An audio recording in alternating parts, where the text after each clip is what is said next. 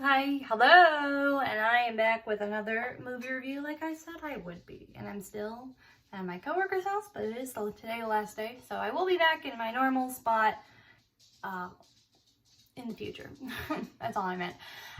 So today, I believe I had mentioned, on my last review that I was going and seeing the new Guillermo del Toro movie, Antlers, in which I did. So, that's what we're here to review, folks. So real quick, Guillermo del Toro, I actually have not seen a lot of his movies. He's a what I would call a fairly new director. And I guess when I say fairly new, why is he not popping up here? Sorry, hold on. Okay. I haven't seen many of his movies. Sorry, I got real distracted. But the ones that I have seen, which have been, for sure, I think the only one, okay, I've seen two. I've seen, Scary Stories to Tell in the Dark, and I've also seen Crimson Peak. So I know that he's got a certain way of telling stories. I'm just not super familiar with it. So, I wasn't sure what to expect when going into Antlers. That face just means that, like, it was a lot, okay? There's always some underlying story that's being told, but let's get into it, shall we? Here is Antlers. According to IMDb, the synopsis for Antlers is: in an isolated Oregon town, a middle school teacher and her sheriff brother become embroiled with her nomadic student who has dark secrets lead to terrifying encounters with an ancestral creature. So let's get into it. First of all, this has to do with Native American lore. We treat this with some respect, and that's what I'm intending to do here today. So this stars Keri and Jesse Plemons. So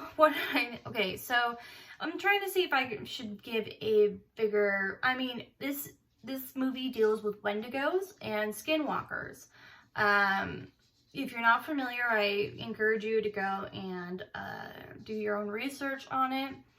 But the idea of those two creatures is that they mimic humans or other animals to get you to come near, and then they ultimately kill you, or they'll take over your body as a Wendigo would, and gives you the insatiable need to consume human flesh. And once you do, once you have, basically it will eventually come out of you and become the full monster that we see. So I hope that wasn't too big of a spoiler, but it is. They're saying about a lot, that's it. But I'm not gonna get into like the whole, like, this plot by plot by plot. It's just, that's the overall lore. And so this movie was like, okay, so it had decent jump scares that were kind of predictable, but still got you every time. But this movie, the overall, like, it's more of like an allegory for trauma and how people deal with trauma.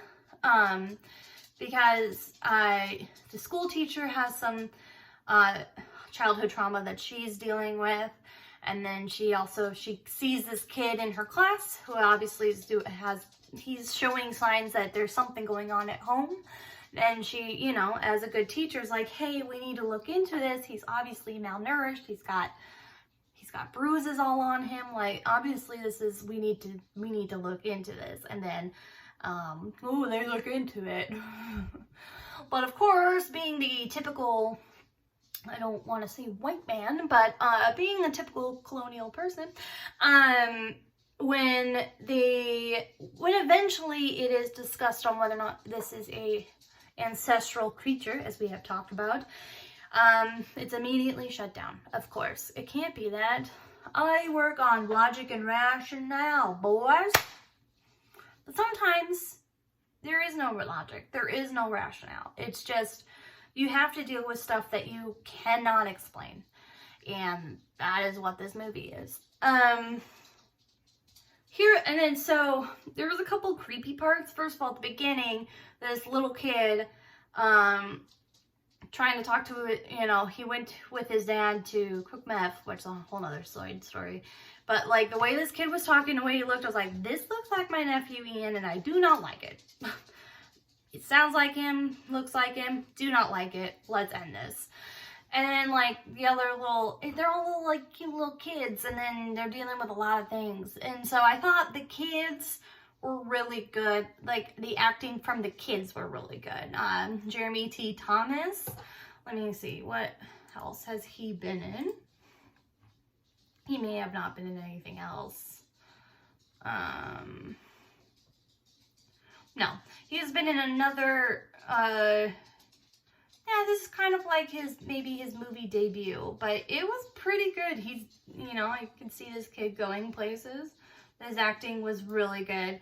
And then, sorry if you hear clicketing, clacketing. Maggie just feels right now. Maggie is the dog that I'm dog sitting, and she does honestly feel the need to just pace sometimes for no reason in particular. So, she's just gonna have to deal with that. Keri Russell was really good, as well. I didn't, so,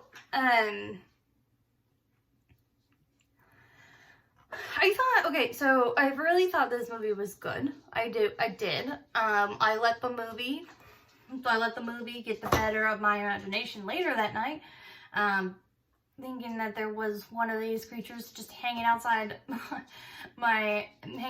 house that I was dog sitting at, and did not sleep well that night. It happens. Sometimes movies get the better of you. I don't think it was necessarily that scary to be keeping me up at night.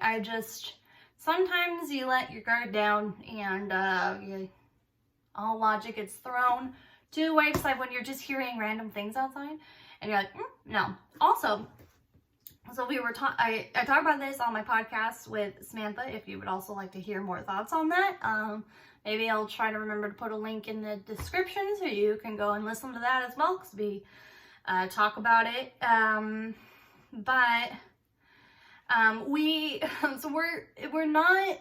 This isn't something new that I don't know about.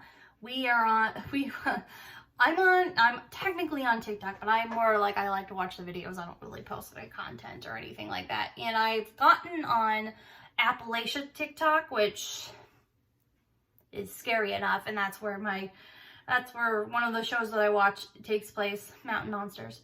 And basically there's a lot of talk about skinwalkers and wendigos and stuff like that.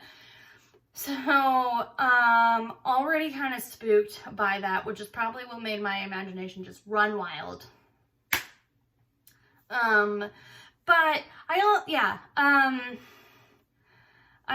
The kids though, okay, there's something about kids in horror movies that is the most creepiest thing on earth. It is the creepiest thing.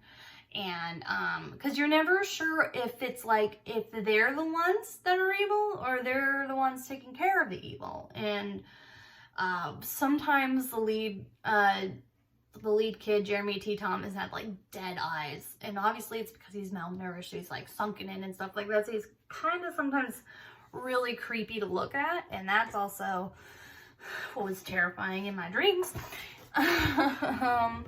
But overall, it's a good movie about the lore and how to handle it. It's also I'm gonna see if I can. It's an adaptation. It's based on a story called The Quiet Boy by Nick Antruska, I believe. So it's not originally Guillermo del Toro's, but he did help write it. But I'm sure that story is very scary. I didn't read it, but I'm sure it's terrifying. So let's get into rating Antlers, shall we?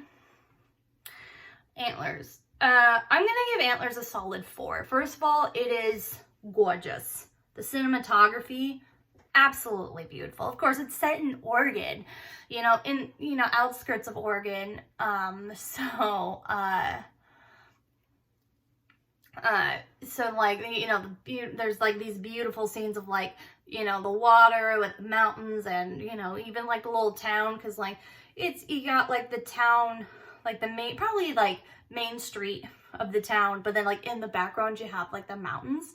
So like the cinematography was really good.